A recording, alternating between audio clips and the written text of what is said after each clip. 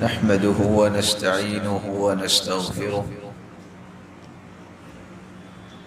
ونعوذ بالله من شرور أنفسنا وسيئات أعمالنا من يهده الله فلا مضل له ومن يضلل فلا هادي له وأشهد أن لا إله إلا الله وحده لا شريك له وأن محمدًا عبده ورسوله يا أيها الذين آمنوا اتقوا الله حق تقاته ولا تموتن إلا وأنتم مسلمون يا أيها الناس اتقوا ربكم الذي خلقكم من نفس واحدة وخلق منها زوجها وبث منهما رجالا كثيرا ونساء واتقوا الله الذي تساءلون به والأرحام إن الله كان عليكم رقيبا يا أيها الذين آمنوا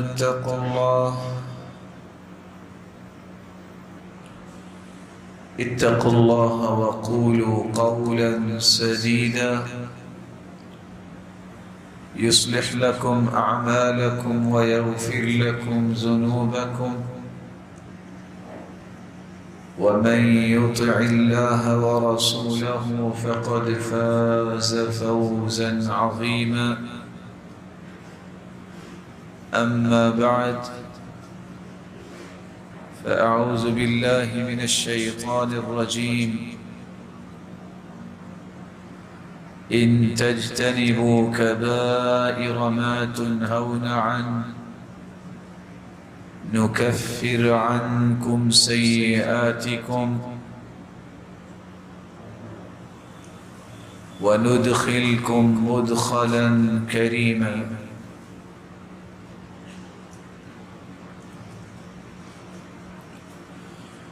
لائق صد تکریم سامعین مکرم، اللہ ذوالجلال ہم سب کے خالق و مالک اور رازق ہیں۔ اس قادر مطلق نے انسانیت کی تخلیق کے بعد اس کی رشد و ہدایت کے لیے انبیاء اور رسل کو بھیجا اور کتابوں کو نازل کیا۔ انبیاء اور رسل نے اپنی اپنی قوم کو یہ بات سمجھائی کہ یہ کام کرنے سے اللہ راضی ہوتا ہے اور فلاں فلاں کام کرنے سے اللہ ناراض ہوتا ہے۔ اللہ ذوالجلال کو ناراض کرنے والے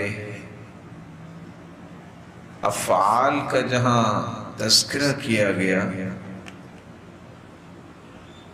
ان افعال میں سے کبیرہ گناہ جو ہے جس سے اللہ ذوالجلال ناراض ہوتا ہے۔ گناہ صغیرہ بھی ہوتے ہیں، گناہ کبیرہ بھی ہوتے ہیں، سادہ الفاظ میں چھوٹے گناہ اور بڑے گناہ۔ لیکن ان دونوں قسم کے گناہوں کو سننے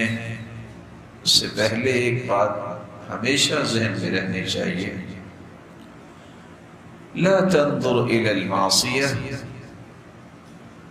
یہ نہ دیکھا کرو کہ گناہ چھوٹا ہے یا بڑا ہے،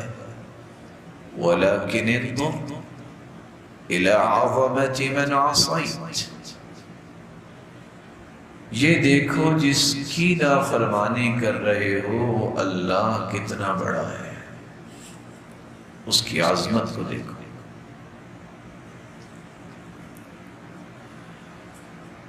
چھوٹا گناہ اسے کہتے ہیں جو نیکیاں کرنے سے ہی معاف ہو جاتا ہے، اس کے لیے آگ کے عذاب کی وعید نہیں سنائی گئی۔ لیکن یہ یاد رہنا چاہیے والذین یجتنبون کبائر الاسم والفواحش الا اللمم، اللہ کے ہاں نیک لوگ وہ ہوتے ہیں جو کبیرہ گناہوں سے، بڑے گناہوں سے بچتے ہیں، فحاشی عریانی سے بچتے ہیں۔ ہاں معمولی جو نوک پلک ہوتی ہے، کمی کوتاہی، اللہ اسے معاف کرنے والے ہیں۔ 5 نمازیں پابندی سے پڑھ لیں تو یہ چھوٹی چھوٹی چیزیں ساتھ ساتھ دھلتی رہتی ہیں۔